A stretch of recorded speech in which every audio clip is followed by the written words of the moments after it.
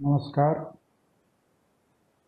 आयुक्तालय कॉलेज शिक्षा द्वारा प्रारंभ की गई नई पहल के तहत ज्ञान सुधा चैनल के अंतर्गत विभिन्न प्रतियोगी परीक्षाओं के लिए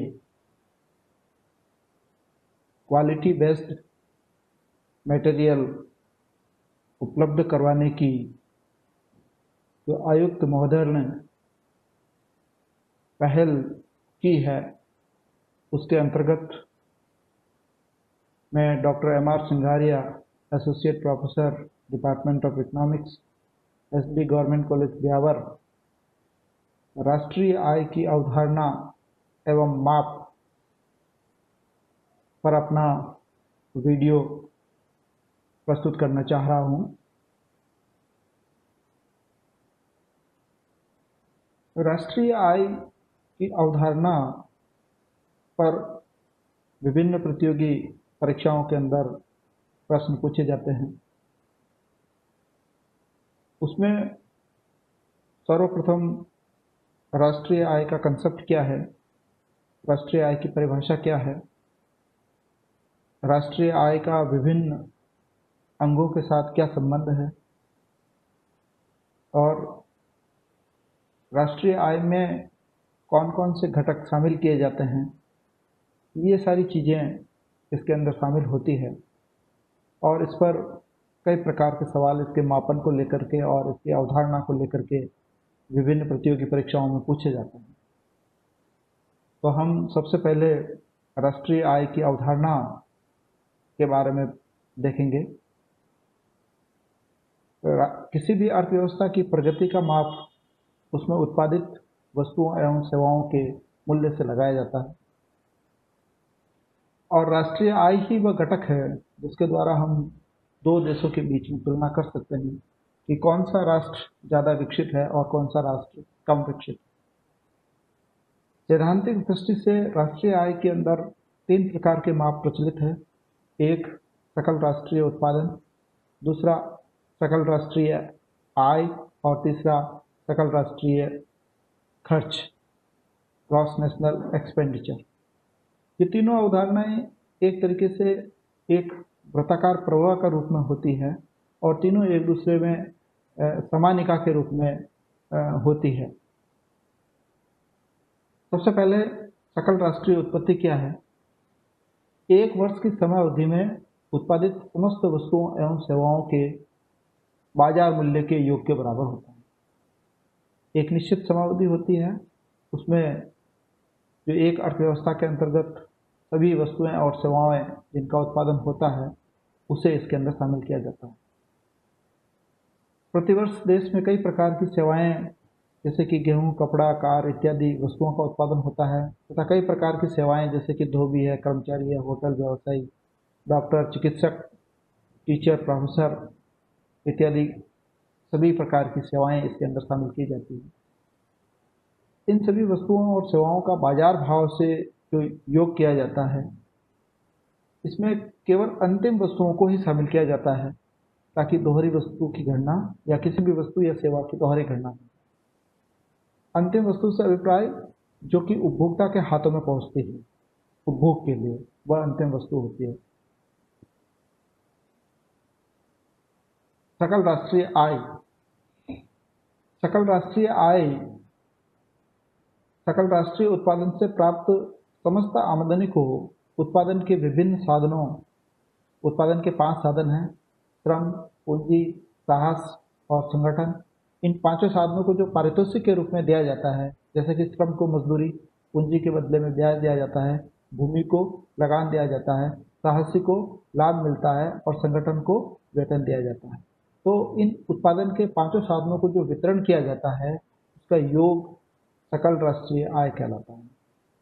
उत्पादन के साधनों को दिए गए पारितोषिक का योग सकल राष्ट्रीय आय कहलाता है। ये आय प्रवाह को व्यक्त करता है। इसका जो फॉर्मूला होगा नट सेल के अंदर वो इस प्रकार से है, GNI बराबर wages plus interest plus rent plus profit plus salaries. ये फॉर्मूले के रूप में हम ट्रिक्स के रूप में इसको याद कर सकते हैं। इसमें राष्ट्रीय आय में से फर्मों द्वारा रोके गए मुनाफे तथा प्रत्यक्ष कर को घटाने के पश्चात प्राप्त राशि को खर्च योग्य आय कहा जाता है। यानी राष्ट्रीय आय से खर्च योग्य आय किस प्रकार से प्राप्त करते हैं, वह इस प्रकार से है कि राष्ट्रीय आय में जो अविकृत लाभ होते हैं वो घटा दिए जाते हैं और प्रत्यक्ष कर, क्योंकि व्यक्ति को कर पहले चुकाना पड़ता है, उसके बाद ही वह राशि को खर्च कर सकता है। सकल राष्ट्रीय व्यय, इसमें उपभोक्ताओं द्वारा समस्त वस्तुओं एवं सेवाओं पर खर्च की गई राशि का योग किया जाता है। खर्च की राशि जो है उसमें सबसे पहले उपभोग पर व्यक्ति खर्च करता है और जो उपभोग खर्च हो जाता है उसके पश्चात जो बचत करता है वो निवेश के रूप में वह कहीं न कहीं जमा कराता है। फिर सरकारी खर्च होता है। इसके अंदर सरकार अपने कल्याणकारी उद्देश्यों को पूर्ति करने के लिए अपने नागरिकों को कुछ सुविधाएं प्रदान करती है, वह सरकारी खर्च कहलाता है। तब निर्यात से प्राप्त आय, किसी भी सरकार के द्वारा कुछ वस्तुओं को निर्यात किया जाता है, बाहर विदेशों में बिकने के लिए बेचा जाता है तथा कुछ वस्तुएं आयात की जाती है। तो निर्यात आय में से आयात के भुगतान को घटा करके शुद्ध निर्यात को इसमें जोड़ दिया जाता है। यानी GNE बराबर C consumption, I investment plus G government expenditure plus X minus M, ये इसका शॉर्टकट है। GNE बराबर C plus I plus G plus X minus M। X यहाँ पे निर्यात है और M यहाँ पर आयात। अब राष्ट्रीय आय की परिभाषा को समझे बिना राष्ट्रीय आय के मापन को हम सही तरीके से नहीं समझ सकते।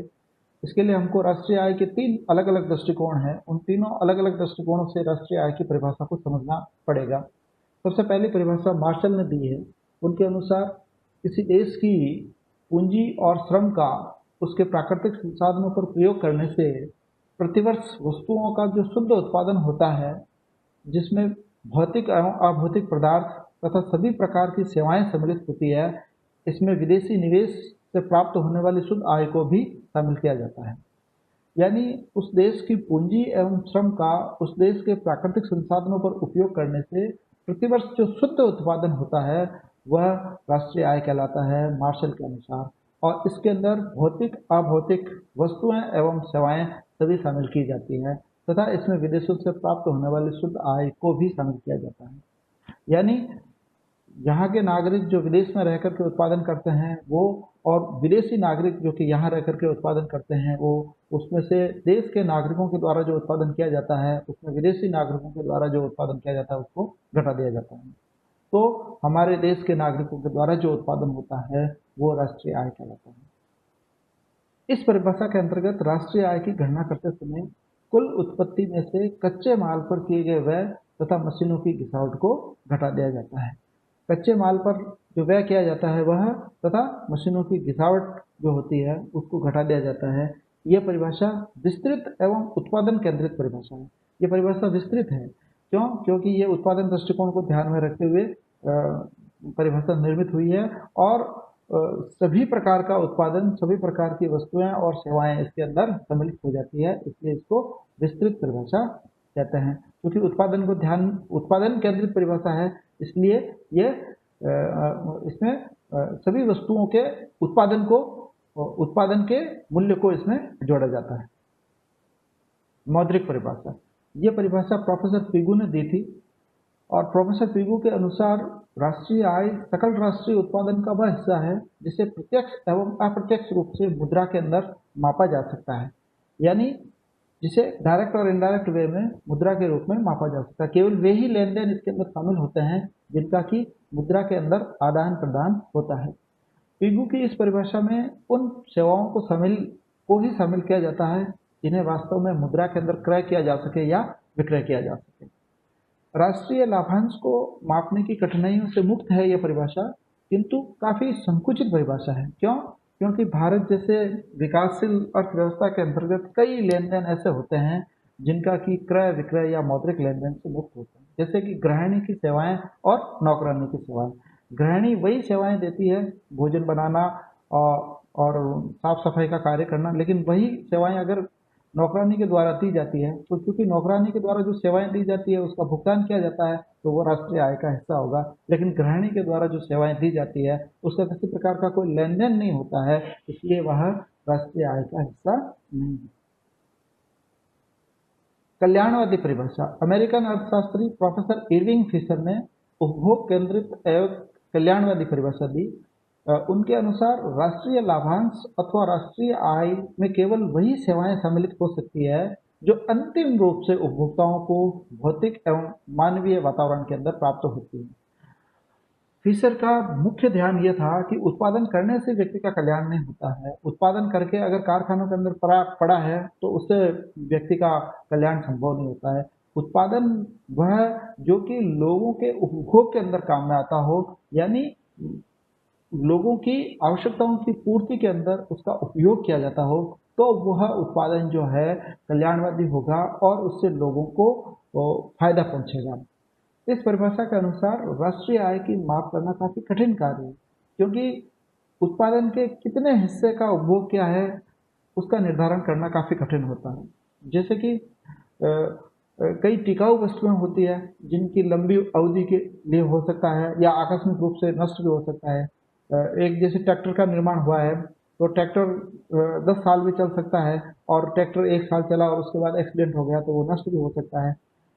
इसी प्रकार से कुछ वस्तुएं ऐसी होती है जिनका आंशिक रूप से उपभोग किया जाता है, और एक जैसे कि एक एप्पल लिया आपने, आधा खा लिया आधा रख दिया, तो इसका मापन करना बहुत कठिन हो जाता है कि कितना उपभोग हुआ है और उस उपभोग का मापन करना। इसके अलावा अगर कोई व्यक्ति किसी टिकाऊ वस्तु का उपयोग करके उसका विक्रय कर सकता है, तो ऐसे में ये निर्धारण करना कि उस वस्तु का कितना उपभोग प्रथम उपभोक्ता ने किया है तथा कितना उपभोग दूसरे उपभोक्ता ने किया है। यानी एक ट्रैक्टर खरीदा गया है और ट्रैक्टर 10 साल चल सकता है, एक व्यक्ति ने 2 साल उसका उपभोग किया और उसके बाद में उसको बेच दिया, तो 2 साल में उसने उसका कितना उपभोग किया है, और बाद में वो 2 साल चलता है, 4 साल चलता है, तो बाद शेष कितना उपभोग रहेगा। तो ऐसी स्थिति में इसका मापन करना बहुत ही कठिन कार्य है। अब ये जो 3 परिभाषाएं हैं, मार्शल की, पिगू की और इरविंग फिशर की, इन तीनों परिभाषाओं में से श्रेष्ठ परिभाषा कौन सी है? क्योंकि अर्थशास्त्र का आदि एवं अंत उपभोग है, और चूंकि उपभोग केंद्रित परिभाषा फिशर की परिभाषा है, इसलिए मार्शल एवं पिगू की परिभाषा से उस परिभाषा को श्रेष्ठ माना जाता है। क्यों? क्योंकि इसके अंदर मानव कल्याण को सर्वोपरि माना गया है। उपभोग से ही कल्याण संभव है, उत्पादन से कल्याण संभव नहीं है, या उत्पादन को मौद्रिक रूप में मापने या न मापने से कल्याण का कोई लेना देना नहीं है। क्योंकि कल्याण उपभोग से जुड़ा हुआ है, इसलिए इसी उपभोग केंद्रित परिभाषा को सर्वश्रेष्ठ परिभाषा कहा जाता है। हालांकि इसका लेखा जोखा रखना बहुत ही मुश्किल कार्य है। तो ये सारी बात जो थी वो नेशनल इनकम के कंसेप्ट के बारे में थी, और इससे राष्ट्रीय आय की परिभाषा, राष्ट्रीय आय के अंदर क्या चीज़ें शामिल होती है और इसका जो स्वरूप होता है उसकी जानकारी हमें मिलती है। अब हम सीधे जो कॉम्पिटिटिव परीक्षाओं के सवाल बनते हैं उनके ऊपर आते हैं। तो सबसे पहले कंपोनेंट्स ऑफ नेशनल इनकम के अंदर जो जीएनपी है वो 2 प्रकार से होती है। एक जीएनपी ऑन प्रोडक्ट साइड होता है और दूसरा जीएनपी ऑन इनकम साइड होता है। देखिए, आईएएस की परीक्षा के अंदर एक सवाल पूछा गया था कि निम्न में से कौन आय विधि द्वारा जीएनपी का हिस्सा नहीं है। तो आपको ये पांचों चीजें याद होना बहुत जरूरी है, और इन पांचों में से 3 चीजें उसके अंदर होगी और एक चीज उसके अंदर नहीं होगी। तो वो आपको बिल्कुल डिफ्रेंशिएट करना पड़ेगा कि ये जो है वो जीएनपी जो इनकम के द्वारा, आय विधि के द्वारा जो जीएनपी मापा जाता है उसका ये घटक नहीं है। तो वो तब होगा जबकि ये पांचों घटक आपको मुस्तैदी से या अच्छे से याद होंगे। इसलिए इन सब चीज़ों को अच्छे से याद करना बहुत जरूरी है।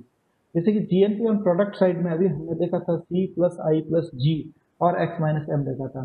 तो सी में जो पर्सनल कंजप्शन होता है उस उपभोग के अंदर क्या क्या चीज़ें शामिल है? देखिए, उसमें durable, non durable goods and services दोनों प्रकार के शामिल हैं। टिकाऊ वस्तुएं और गैर टिकाऊ वस्तुएं और सेवाएं इस पर्सनल कंजप्शन के अंदर शामिल किया जाता है।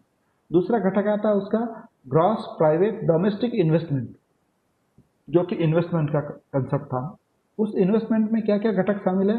एक तो बिजनेस फिक्स्ड इन्वेस्टमेंट, व्यवसाय के द्वारा जो स्थायी विनियोग किया जाता है उसको शामिल किया जाएगा। Structure and producers durable equipment, जो कि टिकाऊ उपकरण जो खरीदता है उपभोक्ता उत्पादक, उसके स्ट्रक्चर के लिए वो भी इसके अंदर शामिल किया जाएगा। रेजिडेंशियल स्ट्रक्चर्स, जो उस उद्यम को चलाने के लिए जो व्यवसाय जो रेजिडेंशियल स्ट्रक्चर खड़ा करता है वो भी इसके अंदर शामिल किया जाएगा।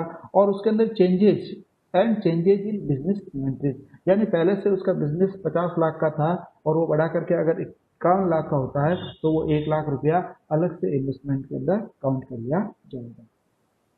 ये देखिए, ये बहुत स्पेसिफिक मदें हैं, इन मदों से सवाल उठते हैं और जो पेपर सेटर होता है वो डायरेक्ट कंसेप्ट में से सवाल उठाता है, कहीं बने बनाए सवाल को नहीं लेकर के वो फ्रेश सवाल होता है और वो यहाँ से सवाल बनते हैं। तो जो net exports of goods and services जो होगा उसमें क्या शामिल होगा, एक्सपोर्ट होगा और एक्सपोर्ट में से इम्पोर्ट को घटा दिया जाएगा। फिर आता है government purchase of goods and services, ये नेशनल राष्ट्रीय सरकार के द्वारा काउंट किया जा सकता है, स्टेट गवर्नमेंट के द्वारा परचेज किया जा सकता है और लोकल गवर्नमेंट के द्वारा परचेज किया जा सकता है। देखिए ये तीनों स्तर पर है। सवाल यहाँ पर भी बन सकता है कि सरकारी खरीद में किस संगठन की खरीद को शामिल किया जाएगा, राष्ट्रीय, स्टेट, लोकल और व्यक्तिगत। तो अपना आप ही क्वेश्चन बन गया यहाँ पे। एक नेचुरल क्वेश्चन जो है वो कहाँ से बन सकता है, इसलिए अर्थशास्त्र के अंदर बहुत ही सवाल रिपीट होता ही नहीं है, हमेशा सवाल नया ही बनता है अगर वो पेपर सेटर थोड़ा सा भी कंसेप्ट पर ध्यान देता है। और ज़्यादातर पेपर सेटर जो है वो कंसेप्ट से सवाल को उठाते हैं। दूसरा कंसेप्ट है GNP by type of income. तो इस आय विधि के द्वारा जीएनपी कैसे गणना की जाती है, उसके अंदर ये है कि the sum of factor income earn in producing GNP, यानी उत्पादन के साधनों की जो आय होती है वो जीएनपी को प्रोड्यूस करने के अंदर वो कितनी है वो इसके अंदर शामिल की जाएगी। दूसरा है कंपनसेशन ऑफ एम्प्लॉयज, उसको क्षतिपूर्ति भत्ता कितना दिया गया है ना। और प्रोप्राइटर्स इनकम, व्यवसाय की आय उसके अंदर शामिल की जाएगी। किराए से आय जो प्राप्त हुई है वो उसके अंदर शामिल की जाएगी। और कॉरपोरेट प्रॉफिट जो होगा, निगम का जो लाभ है वो इसके अंदर शामिल किया जाएगा। और नेट इंटरेस्ट यानी शुद्ध ब्याज जो प्राप्त हुआ है वो इसके अंदर शामिल किया जाएगा। तो ये इस प्रकार की मदें जो है वो सब इसके अंदर शामिल की जाएगी।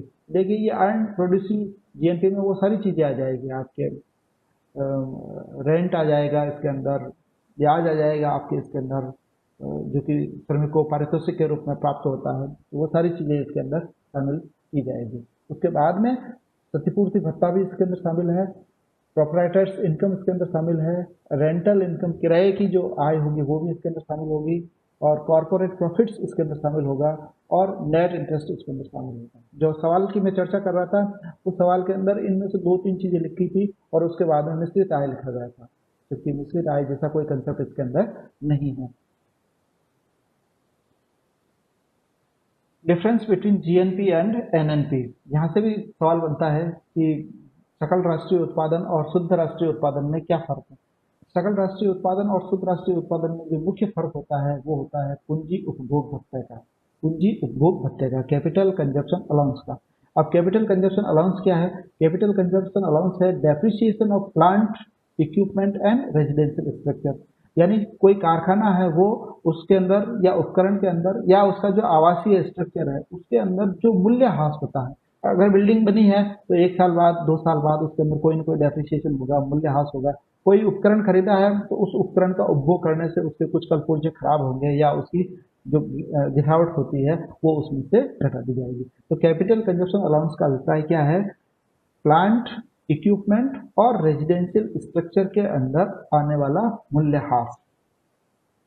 इस सीसीए को हम ग्रॉस इन्वेस्टमेंट में घटा देंगे तो हमें नेट इन्वेस्टमेंट प्राप्त हो जाएगा। ग्रॉस इन्वेस्टमेंट कैपिटल आई होता है और नेट इन्वेस्टमेंट जो है वो स्मॉल आई है। यानी अगर आपको नेट इन्वेस्टमेंट ज्ञात करना है तो ग्रॉस इन्वेस्टमेंट माइनस सीसीए, और इसी सीसीए को ग्रॉस बिजनेस सेविंग में से घटा देंगे तो आपको नेट बिजनेस सेविंग प्राप्त हो जाएगी। अगर gross business saving minus CCA तो क्या आ जाएगा? नेट बिजनेस सेविंग आ जाएगा। तो एनएनपी एट मार्केट प्राइस बराबर क्या हो जाएगा? GNP at market price minus depreciation. यानी मूल्यह्रास।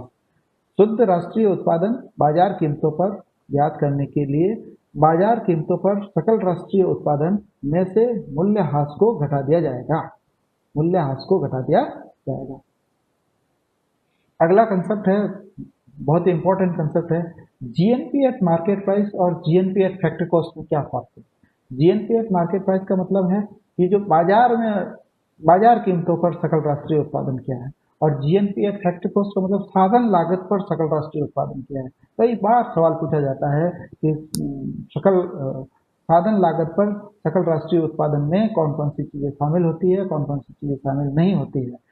तो देखिए, जीएनपी एट मार्केट प्राइस जो है वो है indirect tax difference between buyers पे एंड सेलर्स रिसीव, यानी खरीदने वाला व्यक्ति जो भुगतान करता है वो, और बेचने वाला व्यक्ति जो प्राप्त करता है, उनका जो अंतर जो होगा वो इनडायरेक्ट टैक्स कहलाता है, जो कि एक्साइज और सेल्स टैक्स होता है, यानी विक्रय कर के रूप में इसको शामिल किया जाता है। इस पर इनडायरेक्ट टैक्स ये हो गया। दूसरा होता है business transfer payment. Business gift देती है, जो व्यवसायी होता है वो नॉन प्रॉफिट फाउंडेशंस को देता है, या कुछ राइट ऑफ्स जो है उनको भी वो गिफ्ट देता है, या उनके जो डेब्ट जो ऋण हैं उनके, वो उसको राइट ऑफ करता है। तो वो तो दो चीज़ें हैं इसके अंदर शामिल की जा सकती है बिजनेस ट्रांसफर पेमेंट के अंदर। तीसरी चीज़ जो है वो स्टैटिस्टिकल डिस्क्रिपेंसी है। ये कई किताबों के अंदर उपलब्ध नहीं होगा आपको कि ये क्या कंसेप्ट होता है, लेकिन ये वास्तव में बड़े कॉम्पिटिटिव एग्जाम्स के अंदर इस प्रकार की चीज़ पूछी जा सकती है आपको। स्टैटिस्टिकल डिस्क्रिपेंसी ये होती है कि जैसे जीएनपी की गणना दो तरीके से होती है, एक अकाउंट्स के हिसाब से और एक भुगतान के हिसाब से। तो difference between GNP measured by on the income, जो कि होता है टैक्स से, रिटर्न से, एसएससी से, और कंपनसेशन ऑफ फंड्स से जो जोड़ होता है वो, यानी टैक्स कितना मिला, टैक्स रिटर्न्स कितने हैं, सोशल सिक्योरिटी कंट्रीब्यूशन कितना है, और कंपनसेशन फंड्स कितना है। और दूसरा होता है प्रोडक्ट साइड से। प्रोडक्ट साइड का मतलब सेल्स कितनी हुई, इन्वेंट्रीज कितनी हुई, और शिपमेंट ऑफ डेटा कितना हुआ। तो ये दोनों कंसेप्ट एक दूसरे में बहुत भिन्न है। तो इन दोनों कंसेप्ट में जो अंतर आता है वो स्टैटिस्टिकल डिस्क्रिपेंसी कहलाती है। नेट सब्सिडीज क्या है? ये government paid by government to government enterprises, सरकारी उपक्रमों को दी जाती है सरकार के द्वारा उनके जो नुकसान होते हैं उनको वहन करने के लिए। अब देखिए, ये तो तीनों चारों कंसेप्ट हो गए जो कि इसके लिए बहुत ही महत्वपूर्ण है। ज़्यादातर किताबों के अंदर ये कंसेप्ट नहीं है, ये याद करने की बात है कि ये सब चीज़ें क्या होती है, इनसे ही ये कंसेप्ट बनता है। स्टैटिस्टिकल डिस्क्रिपेंसी विशेष रूप से ध्यान रखने वाली बात है। जीएनपी एट फैक्ट्री कॉस्ट बराबर GNP at market price minus indirect tax. एफएटैक्स कर को घटा दिया जाएगा। क्यों घटा दिया जाएगा? क्योंकि वो उत्पादन के साधनों को प्राप्त नहीं होता है। वो किसको प्राप्त होता है? सरकारी खजाने में जमा होता है, सरकार के पास चला जाता है। इसलिए साधन लागत पर जीएनपी ज्ञात करने के लिए हमें इनडायरेक्ट टैक्स को घटाना पड़ता है। Minus business transfer payments. Business transfer payments ये भी उसको प्राप्त नहीं होते हैं। क्यों? क्योंकि ये किसको दिया जाता है? ये तो गिफ्ट दिया जाता है, जो कि नॉन प्रॉफिट फाउंडेशन से उनको गिफ्ट दिया जाएगा, या उस फर्म का जो डेप्ट है उस डेप्ट को फाइनलाइज किया जाएगा, यानी उसको ऑफ किया जाएगा, राइट ऑफ किया जाएगा उसको। तो ये दोनों चीजें जो होती है वो उत्पादन के साधनों को नहीं मिलती है। प्लस नेट सब्सिडीज, ये तो स्टैटिस्टिकल ये तो स्टैटिस्टिकल डिस्क्रिपेंसी है ही है, लेकिन नेट सब्सिडीज जो होती है वो उत्पादन के साधनों को प्राप्त होती है, इसलिए उसको इसके अंदर जोड़ा जाता है। और एनएनपी एट फैक्ट्री कॉस्ट बराबर क्या हो जाएगा? GNP at factory cost minus depreciation, यानी जीएनपी एट फैक्ट्री कॉस्ट में अगर हम डेप्रिसिएशन को घटाएंगे तो आपको एनएनपी एट फैक्ट्री कॉस्ट प्राप्त हो जाएगा। वैसे जीएनपी एट फैक्ट्री कॉस्ट कैसे ज्ञात किया जाएगा? GNP at market price minus indirect taxes minus business transfer payments minus statistical discrepancy plus net subsidies. Subsidies इसके अंदर जोड़ा जाता है मुख्य रूप से। क्यों जोड़ा जाता है? क्योंकि ये उत्पादन के साधनों को प्राप्त होती है। इस सब्सिडी से उत्पादन के साधनों को फायदा होता है, इसलिए इसको इसके अंदर जोड़ा जाता है। धन्यवाद।